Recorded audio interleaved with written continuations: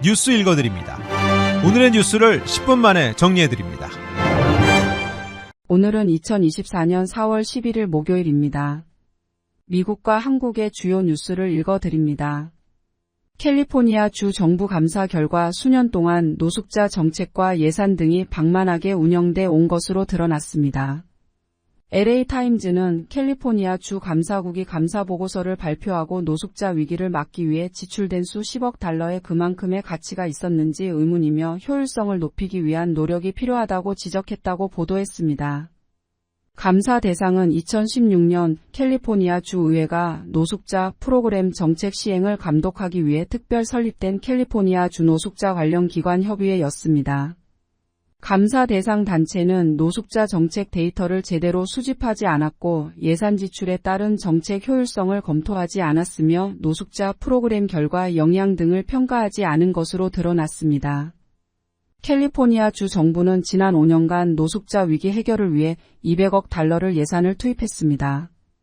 LA타임즈는 캘리포니아 지역 노숙자는 지난해 전년 대비 6%가 오히려 증가했고 2013년보다 무려 53%나 급증했다고 보도했습니다. 시니어 4명 중 1명 비율로 62세부터 소셜연금을 신청해 받는 것으로 조사됐습니다.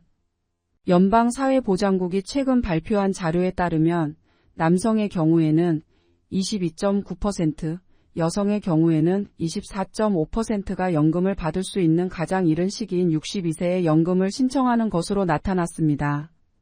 사회보장금은 62세부터 70세 사이에 신청할 수 있는데 62세에 신청하는 것을 조기 신청, 66세부터 67세에 신청을 만기 신청, 70세에 신청하는 것이 지연 신청입니다.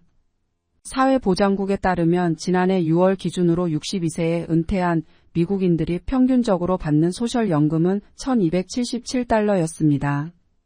만기 연령에 은퇴한 미국인들의 평균 소셜연금은 1844달러였습니다.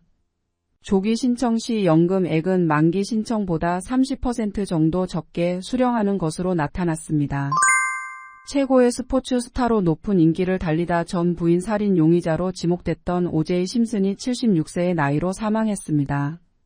심슨의 가족들은 오늘 심슨의 사회관 개망 서비스 X에 지난 10일 우리들의 아버지인 심슨이 암투병 끝에 세상을 떠났다고 밝혔습니다.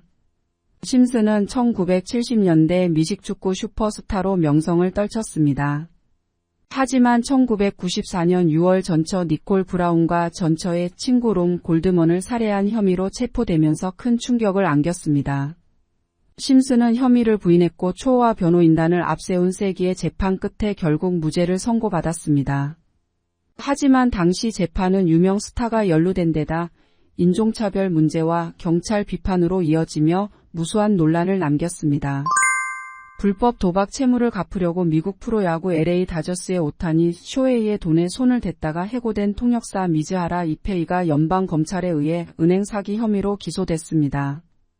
연방검사 마린 에스트라다는 미즈하라가 자신의 스포츠 도박 비용을 지불하기 위해 오타니의 은행 계좌에서 1,600만 달러 이상을 절취했고 오타니의 은행 계좌에 접근하기 위해 은행 측에 거짓말을 했다며 미즈하라를 기소했다고 밝혔습니다.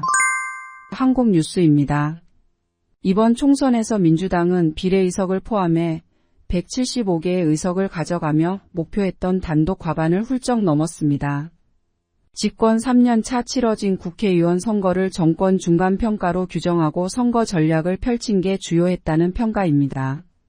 조국혁신당과 개혁신당, 진보당과 새로운 미래까지 범야권은 192석, 개헌과 탄핵 가능선인 200석에 8석 모자라는 압도적 숫자로 전국 주도권을 쥐게 됐습니다.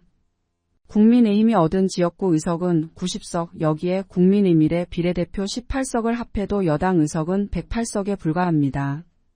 가까스로 개헌 저지선은 확보했지만 단독으로 법안을 처리할 수도 없어 전국 주도권을 또 야당에 내주게 됐습니다. 대통령을 배출한 집권 여당이 5년 임기 내내 여소야대 정국에 처하는 것도 1987년 개헌 이후 처음 있는 일입니다. 윤석열 대통령은 여당의 총선 참패에 국민의 뜻을 겸허하게 받들어 국정을 쇄신하겠다는 입장을 밝혔습니다. 국정 쇄신의 첫 단계로 인적 쇄신 카드를 빼들었습니다. 한덕수 국무총리는 윤 대통령에게 구두로 사의를 표명했고 이관섭 비서실장과 성태윤 정책실장을 비롯해 대통령실 수석급 참모진 전원도 사의를 밝혔습니다. 인적 쇄신과 함께 윤 대통령은 야당과의 관계 설정에도 변화를 줄 계획입니다.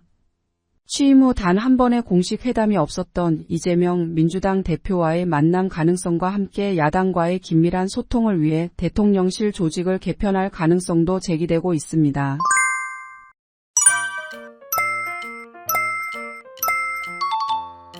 끝으로 날씨입니다. 남부 캘리포니아 낮엔 따뜻한 날씨 보이겠습니다. LA와 오렌지 카운티는 낮 최고 기온은 72도, 밤 최저 기온은 56도 예상됩니다. 벨리와 일랜드 엠파이어 지역 낮 최고 기온은 74도, 밤 최저 기온은 49도 전망됩니다. 해안가 지역은 낮 최고 기온 66도, 밤 최저 기온 56도 예상됩니다. 산간 지역 낮 최고 기온은 60도, 밤 최저 기온은 30도, 사막 지역은 낮 최고 기온은 76도, 밤 최저 기온은 44도 전망됩니다. 오늘의 뉴스 읽어드렸습니다. 고맙습니다.